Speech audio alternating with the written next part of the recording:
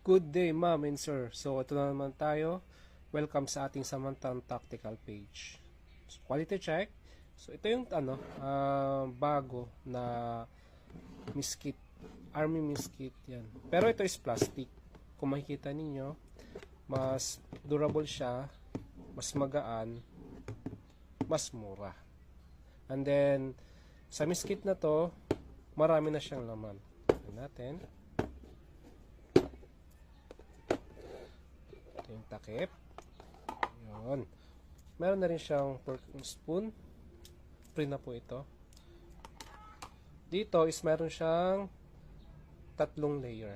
So, ito, pag nasa training o ROTC, ulam. 2 ulam pwede. Ulam or kanin, pwede din. And then, ito. So, yung iba, bumibili na lang ng ulam sa labas or kanin. So, mas maraming pwedeng ilagay. Okay, order na po kayo. Salamat!